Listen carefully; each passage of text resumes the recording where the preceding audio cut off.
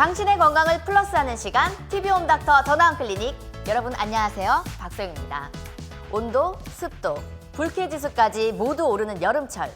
오히려 혈압은 떨어지기 쉬운 조건이라고요? 저혈압의 원인과 관리 방법에 대해서 알아보도록 할게요. 선생님 나와주세요.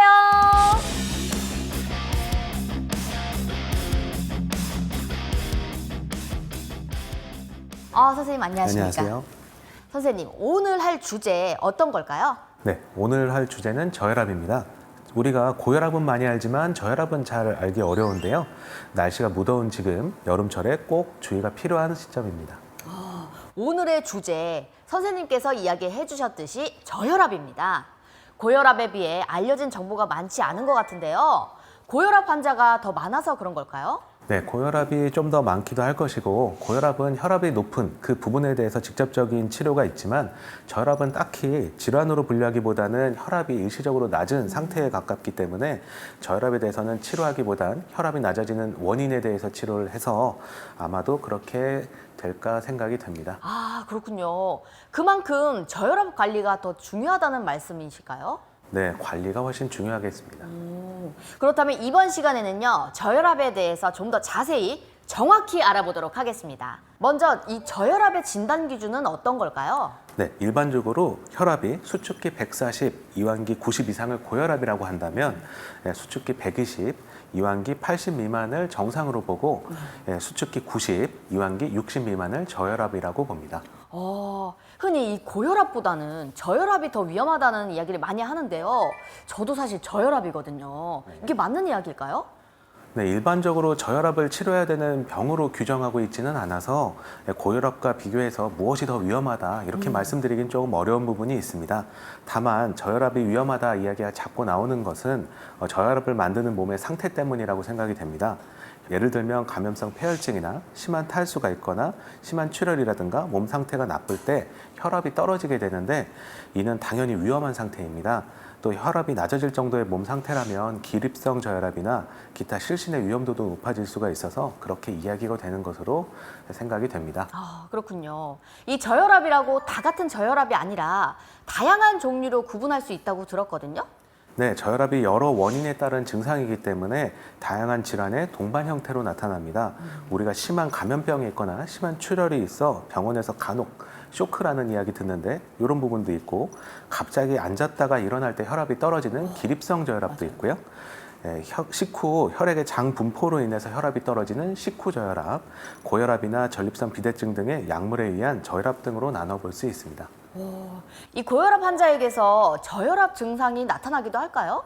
네, 고혈압 환자가 약을 많이 복용하는 경우에는 오히려 저혈압이 잘 나타날 수가 있습니다. 약을 많이 복용하는 경우 혈압이 떨어질 때 이를 보상하기 위해서 심장이 좀 더 빨리 뛰고 혈관도 수축하고 이러한 보상 기전이 있어야 되는데 약을 드시면 이러한 보상 기전에 방해를 받을 수 있어서 저혈압이 좀 더 쉽게 일어날 수 있습니다. 다만 아무 이유 없이 나타나는 게 아니라 몸 상태의 변화와 함께 일어나기 때문에 이러한 부분이 있다면 검사를 하시는 것이 좋고 평상시에 잘 관리하고 정기적으로 혈압 체크를 해보는 게 중요합니다. 이 식후 저혈압은 좀 단어가 굉장히 신선한데요. 어떤 걸까요? 저희가 이제 일상생활에서 식곤증이라는 말을 좀 많이 본 적이 있었을 겁니다. 식사를 하게 되면 몸의 혈류가 소화를 시키기 위해서 장으로 좀 많이 모이게 되는데요. 그게 이제 약간 적당하게 오면 이제 머리에서 피가 빠져서 졸리게 되는 식곤증이고 그게 좀 너무 과다하게 몰린다 그러면 혈압이 떨어지는 때가 있을 수가 있는데 그런 부분을 식후 저혈압이라고 합니다. 이렇게 갑자기 발생하는 저혈압성 쇼크는요, 위급 상황이 아닐까 싶거든요. 네, 위급 상황이 맞습니다. 저혈압성 쇼크는 심한 출혈이라든가 체액 손실로 인해서 혈압이 떨어져서 장기로 가는 혈류가 적어서 장기 손상과 사망을 초래할 수 있는 상태입니다. 증상으로는 혈압이 떨어지고 위식 혼탁이 있을 수가 있고 피부가 축축하고 창백해지고 잿빛으로 변합니다. 실신도 동반될 수가 있습니다. 일단 저혈압성 쇼크가 생긴다면 당연히 구조 요청부터 하셔야 되고 머리를 낮추고 다리를 올려서 환자를 눕혀야 됩니다. 나머지는 상황에 따라서 약간씩 다를 수 있습니다. 이렇게 일반적으로 저혈압은 마르고 체력이 약한 사람에게 잘 온다고 알려져 있는데요. 이게 또 맞는 이야기일까요? 네, 아무래도 마르면 체액량이 적어서 체액량의 변화가 클 수 있기 때문에 그러실 수도 있고 아무래도 과체중이다 보면은 고혈압이 또 잘 생길 수 있기 때문에 그럴 수도 있습니다. 또 체력이 약하다면 일시적으로 혈압이 떨어질 때 보상작용으로 혈압을 올려줘야 되는데 그런 대처 능력이 떨어져서 저혈압이 더 잘 발생할 수 있습니다. 이 저혈압의 발생 원인은 어떤 게 있을까요? 네, 탈수나 이뇨제를 사용하거나 출혈 등이 있어서 혈액량이 감소된 경우, 고혈압이나 전립선 비대증 등 혈압을 낮출 수 있는 약물을 복용하는 경우, 당뇨병, 심장병, 만성신부전증, 파킨슨 등 자율신경계에 장애를 초래하는 질병이 있거나 혈압이 낮아졌을 때 이를 보상하는 능력이 좀 떨어져 있는 고령인 경우에 저혈압이 잘 나타날 수 있습니다. 이 저혈압 환자에게 여름은 더 위험하다고 제가 들었는데 이 저혈압과 계절 어떤 관련이 있을까요? 네, 여름에는 덥고 습한 환경으로 땀을 많이 흘리게 돼서 탈수가 잘 발생하기 쉽고 고온으로 인해서 혈관과 근육의 이완으로 인해서 혈압이 떨어질 수가 있습니다. 따라서 충분한 수분 섭취를 하지 않는다면 저혈압이 생기기 쉽습니다. 이 충분한 수분 섭취가 굉장히 중요하군요. 이 탈수가 혈압의 변화를 일으킬 수가 있다는 건가요? 네, 혈압이란 게 혈액이 혈관벽에 미치는 압력을 혈압이라고 하고 있기 때문에 탈수가 와서 혈액량이 많이 줄어든다면 혈압이 많이 떨어질 수 있습니다. 그렇다면 이 반대로 겨울에는 이 저혈압을 안 심해도 될까요? 겨울이 되면 기온이 떨어질 때마다 혈압이 오른다는 연구가 있습니다. 따라서 여름보다는 괜찮겠지만 다양한 원인에 의해서 저혈압이 생길 수 있는 만큼 안심하기는 어렵습니다. 겨울에는 혈압이 올라가서 심내혈관 사고가 많아지니 겨울에는 혈압이 높은 분들이 좀 조심할 필요가 있습니다. 이 저혈압 환자에게 여름 더위 말고 또 혹시 주의해야 될 점이 어떤 게 있을까요? 네, 여름과 같은 고온의 환경에 길게 노출되면 안 되는데 대표적인 것이 목욕탕, 사우나, 장시간의 뜨거운 샤워가 있겠습니다. 이외에도 장시간 서서 있다던가 음주를 많이 한다던가 수분 섭취가 적거나 누웠다가 갑자기 일어나면 문제가 생길 수가 있으니 이럴 때 조심하셔야 됩니다. 제가 약간 저혈압인데 앉았다가 일어날 때 핑 하면서 어지러운 이 증상이 자주 일어나긴 하는데 어떤 이유에서 일어나는 걸까요? 그런 부분들은 기립성 저혈압의 신호일 수 있습니다. 누웠다가 갑자기 일어나게 되면 심장으로 들어오는 혈액량이 줄어들게 되면서 이를 보상하기 위해서 심장이 빨리 뛰고 혈관이 수축하면서 혈압을 올리게 되는데 고령이거나 당뇨, 심장병, 만성질환이 있거나 탈수가 있거나 혈압을 떨어뜨릴 수 있는 약물들을 복용하는 경우 이 보상작용이 떨어지면서 어지럼증을 느낄 수가 있습니다. 심한 경우엔 실신에도 이를 수 있고 이러한 증상들이 저혈압의 신호일 수는 있는데 다만 일시적인 몸 상태의 저하일 수도 있으니 다른 증상이 더 있지 않는 경우라면 충분히 수분 섭취를 하시고 운동을 열심히 해보시는 게 좋겠습니다. 네. 이 저혈압의 다른 증상은 또 무엇이 있을까요? 네, 저혈압은 어지럼증, 두통, 피로감, 가슴 답답함, 불규칙한 맥박, 울렁거림, 흐려지는 시야, 목마름, 차갑고 축축한 피부, 창백함, 호흡곤란, 실실 등 아주 다양한 증상이 나타나실 수 있습니다. 이 증상이 없는 저혈압도 있을까요? 네, 인구의 약 1에서 2% 정도 본태성 저혈압이라고 전혀 증상이 없는 분들도 있습니다. 그렇다면 이렇게 증상이 없더라도 몸에 이상 신호가 있으면 혈압 체크를 꾸준히 해보는 게 좋긴 하겠죠? 네, 당연히 필요합니다. 네. 이 증상이 없는 저혈압은 방치하기 쉬운데요. 꼭 치료를 받아야 할까요? 네, 증상이 전혀 없는 본태성 저혈압인 경우에는 치료가 필요 없습니다. 다만 혈압약을 드시고 있는데 증상이 없다고 해서 혈압이 너무 낮다면 약을 조정하시는 것이 필요할 수 있습니다. 이 증상이 심한 저혈압은요, 치료 대상일까요?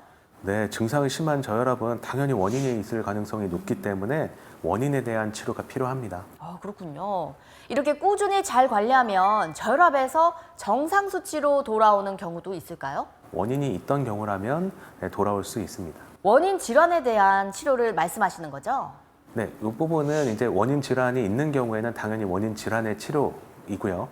다만 원인이 탈수라든가 체력 부족이라든가 이러면 물 많이 먹고 운동 열심히 하면 돌아오는 거기 때문에 반드시 이제 질환뿐만이 아니라 몸 관리 전체가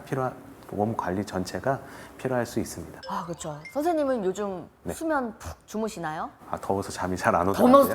그래서 네. 여름철이 더 위험한가 봐요. 네. 물 많이 드시고 잠 네. 푹 주무셔야 합니다. 네, 감사합니다. 피부를 위해서도요. 네. 네.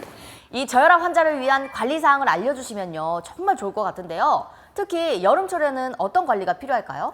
네, 항상 충분한 수분 섭취가 필요합니다. 고령인 경우 갈증을 적게 느껴 본인도 모르게 탈수가 오는 경우가 흔할 수 있는데 갈증을 느낀다면 충분히 느끼지 않는다고 하더라도 어느 정도 수분 섭취를 꼭 하시는 것이 필요합니다. 날씨가 너무 더운 날에는 실내 활동을 하는 것이 좋겠고 음주는 적당히 하시고 식사는 골고루 적당히 규칙적으로 드시는 것이 좋겠습니다. 땀을 많이 흘린다면 적당량의 소금이 필요하실 수도 있습니다.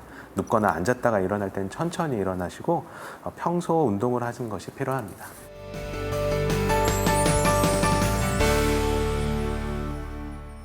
오늘은요, 여름에 더 위험한 저혈압에 대해서 알아봤습니다. 주요 내용 다시 한번 정리해 볼게요.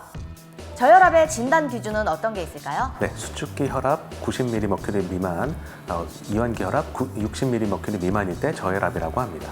저혈압 원인에 따라 분류해 볼 수 있다고 하셨는데요. 어떻게 구분하면 될까요? 네, 심한 감염병이 있거나 심한 출혈 등에 의한 쇼크, 갑자기 앉았다 일어날 때 혈압이 떨어지는 기립성 저혈압, 식후 혈액의 장 분포로 인한 식후 저혈압, 고혈압이나 전립선 비대증 등의 약물에 의한 저혈압 등이 있을 수 있습니다.